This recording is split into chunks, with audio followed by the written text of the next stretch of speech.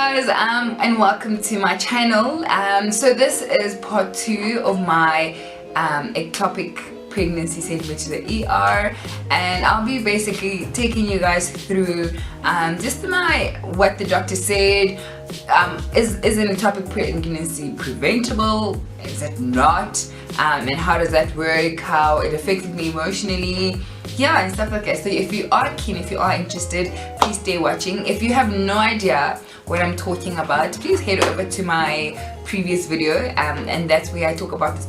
That's where I share the story of how did I not know that I was pregnant and how I ended up in the ER. So what an ectopic pregnancy is basically the fertilized egg. So you have your ovary, you have a tube, and it goes to the uterus, okay? So now the ovary has released the egg, and it's supposed to go through the fallopian tube into the uterus. Now what an ectopic pregnancy is that the egg gets stuck in the tube and doesn't go in the uterus where it's supposed to go so that it can grow. So then I look at some of the symptoms, and it's like abdomen pain, you have what's this, shoulder pain. Guys, I had shoulder pain, and I'm like, no, maybe it's netball, maybe I slept funny. My blood pressure, and they're like, your blood pressure, basically my hands are white, so I was really weak. My blood pressure was really low. I won't lie, everything happened so quickly. It was quite a shock, because I didn't understand how I felt pregnant. So I go home and I'm like, I need to know how I felt pregnant, and I'm like, let me check my pulse. So I had a stash, my own stash, that I had before falling pregnant with Aki. So I don't know why I assumed I can just carry on and take that stash. Guys, I look at the date. These pills have been expired for a whole year. My pills have expired for a whole year. And basically that's how I fell pregnant. I asked my doctor, I'm like, but why was I bleeding? If that was not my period, what was it? And the doctor basically said that was the beginning of the miscarriage. So because the embryo is not in the uterus, it's not attached to where it's supposed to, my body was like, okay, this person is pregnant, but after a while it's like, but there's nothing there. So what started happening was the shedding. So basically, like when you have your period, your lining then sheds, and so that explains why I was bleeding, and I thought that I'd gone on my period. Can't prevent an ectopic pregnancy, you know what I mean? Because I was asking, I'm like, what is it that, why did it happen, one, and how can I prevent it? Because so when I read online, basically people are at risk of getting an ectopic pregnancy if between the ages of 35 and 44. Okay, rule that out. I don't fall under that bracket. If you've had an ectopic pregnancy before, chances are you may have another one.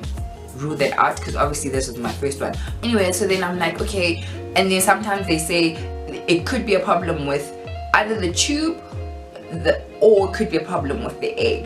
The other tube looked pretty healthy, so then the doctor's like, chances are your other fallopian tube was also healthy. So also not understanding why. Maybe it is the egg, maybe it just got stuck, I don't know.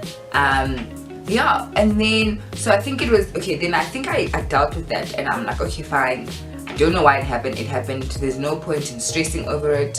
But then the doctor just said, if you're going to try, give about 6 months, just so that your body heals fully, because from what he's seen as a doctor, if you've had an ectopic pregnancy and you fall pregnant soon, chances are you'll have another ectopic, okay guys? And that's pretty scary, because I can't have my other tube rupture, because then I can't have kids anymore.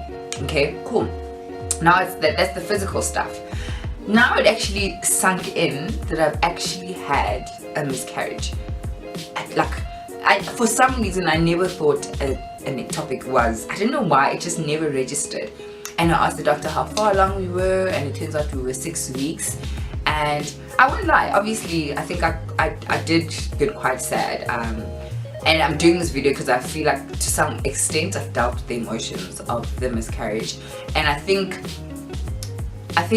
even though the baby obviously wasn't planned, the baby was a surprise, it's still like you had a life in you.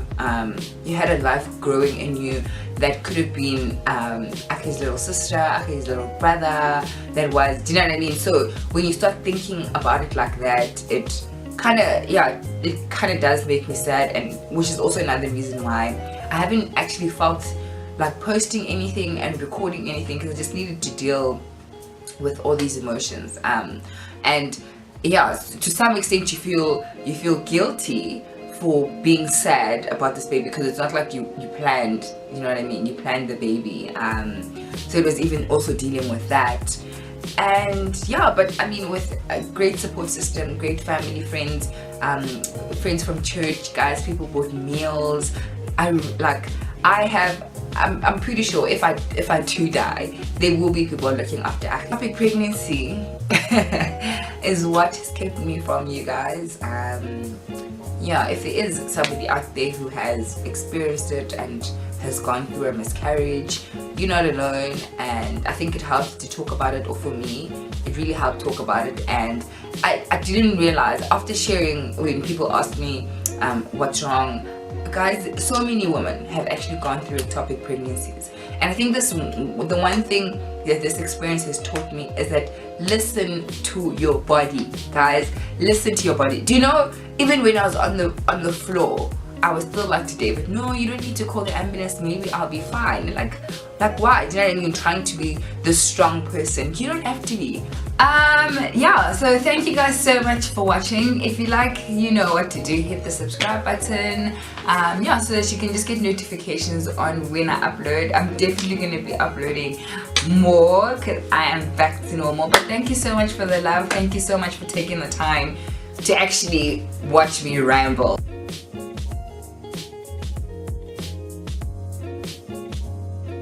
And Eleanor can share my perfumes. You don't have any. My few perfumes, they're not the most expensive, but I can share them. Oh, yeah. James and Kulisa must play Goom after tears.